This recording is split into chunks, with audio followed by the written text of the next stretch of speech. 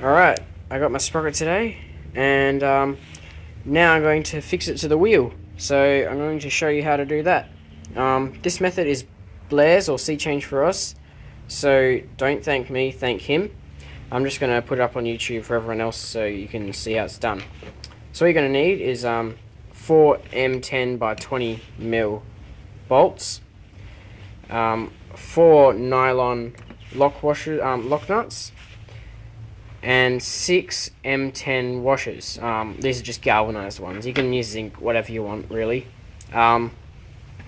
So you get 4, and then you get 2 and cut them in half. I just cut mine in half with a grinder, and you just clamp them in the vise and then cut them. It's pretty easy.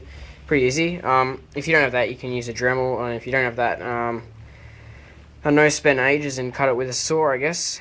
A bit hard though. Anyway, so what you do is you put your 4 bolts in. This sprocket is from Motorheads. I think it's Motorheads something from YouTube, from eBay, sorry. So then it's got a 2-inch center hole, and I can't remember the distance between these two, but anyway, you put those in, and you get this little center sprocket that comes off your wheel.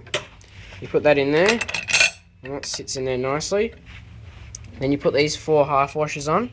What these will do is just let the washers that will go on top sort of sit on something, otherwise they'll sit on an angle.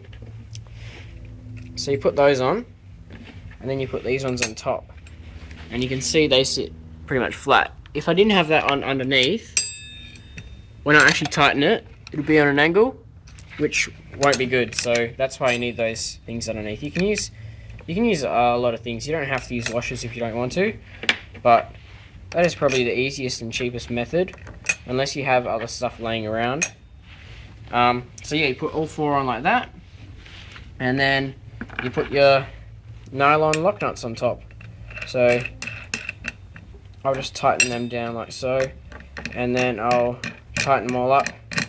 So I'll stop the vid for a sec and tighten those up, and I'll be back and show you how to put it on. Alright, that's all on now, and you can see those washers make it all flat. It's not perfectly centered, but it's pretty good. It doesn't really matter because the wheel sort of has a bit of play in it anyway, so it'll self-center itself. If it is an issue, then I can just take it off and sort of play around with it a bit, but yeah, shouldn't be that too bad. So now that's on there, you can see it's got a bit of play. So now that's on, I just put this little clip on that just goes on with a flathead screwdriver. I probably can't do this with the camera, so but yeah, I'll just put that on now and show you the result. Alrighty, that C-clip's on, or whatever you want to call it, and now the sprocket is all on. And what I did, you can't see it now, I should have really showed you when it was on there. I welded inside